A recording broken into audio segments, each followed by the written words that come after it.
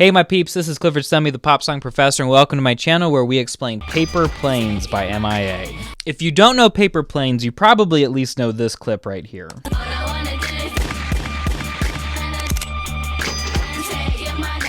That's the chorus, and that's the most evocative part. And that's also part of the reason that the song sometimes gets some flack from very, safe people who are upset about the idea of gunshots in a song, which we'll get to more about later, why M.I.A. doesn't give a crap about that. But who is M.I.A.? She's British, born to Sri Lankan parents. I'm not going to say her name right. Her name is Mathangi, or Maya, as a first name sometimes, Arul Pragasam. All my Sri Lankan viewers out there, I'm so sorry. And M.I.A., I'm sorry to you too. But she's a very politically and socially active singer who includes a lot of commentary in her music and what she does in the rest of her life. But she's incredibly talented. And at one point, she was trying to get into the U.S., but was having a really hard time getting approved to come in. And she blamed her darker skin and just kind of her foreign appearance for the reason that she couldn't get into the US. And so instead, she decided to keep traveling the world and experimenting with more music. And so in a lot of her songs, you'll hear influence from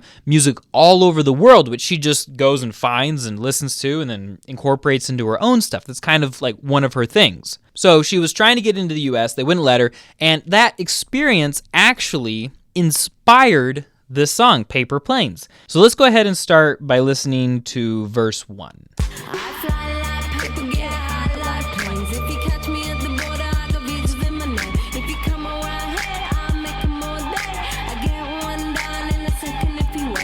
Okay, so what is going on here? Catch me at the border sounds like we're talking about immigration. If you're reading this from a U.S. perspective, you're probably thinking about the Mexico border, right? I got visas in my name, multiple visas, interesting. If you come around here, I make them all day. You're making visas? That seems suspicious. I get one done in a second if you wait. First off, that is a very great turnaround time. I'm sure, clientele would be very interested in that. But then she also says, I fly like paper, get high like planes. So she's getting high. There might be some level of drug usage there, you think?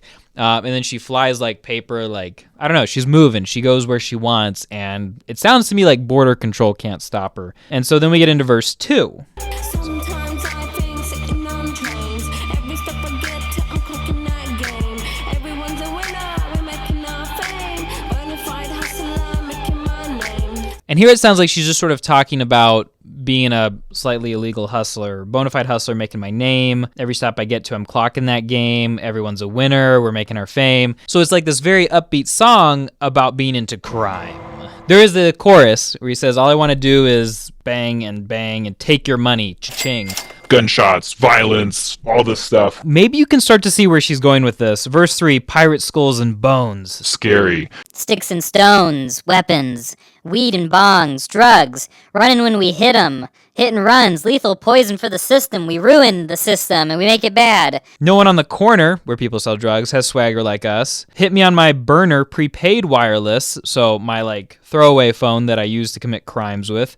We pack and deliver like UPS trucks, probably also about drugs. Already going hard, just pumping that gas. We're gonna do it more, sell more drugs. So why is this super politically, socially active Sri Lankan from London trying to get into the US, writing a song about doing crime when, from all I can tell, she doesn't seem like a criminal? Well, that's because she's taking part in a very cool little piece of literary style writing, and it's called satire. She is making fun of something. Is she making fun of criminals? No. Is she making fun of herself? No. Is she making fun of the United States of America? Yes.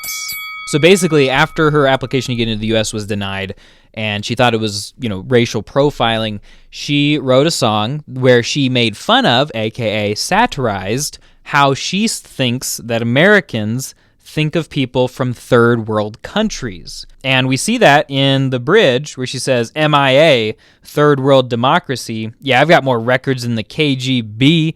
like I'm a bad person. So no funny business. And there's like that. So no funny business, as if though like this whole facade that she's been putting on is starting to crack, and she's like not super comfortable pretending to be this person, but she stays committed to it and says some I murder, some I let go, and just continuing to like make this sort of joking personality that she's not really. So I misspoke earlier. She actually has been able to get into the US. It was just this like month-long bureaucratic process. Like it just took forever for her to be able to get the permission she needed. And she is brutal. There's this quote here. She was talking about the cash register noise in the chorus.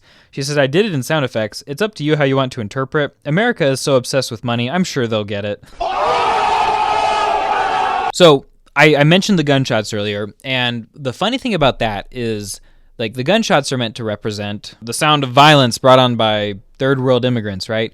To a sensitive American personality. And what is funny is that a lot of people have actually censored those gunshots, removed them or replaced them with something else when they're playing her music in public venues. And, people have talked to her about this, and she has basically said, why? Like, it doesn't bother me. I grew up getting shot at. Where she says that, she was born in London, but her family quickly moved back to Sri Lanka, where they lived through a civil war, and it was super intense.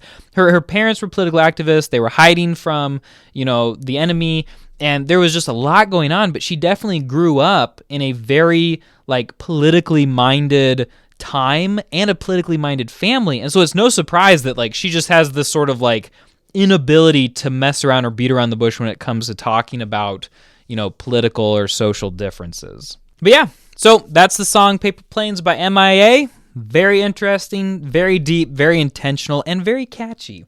I hope that you enjoyed this, guys. Don't be racist, and comment a song for me to explain next time. I would love to hear it.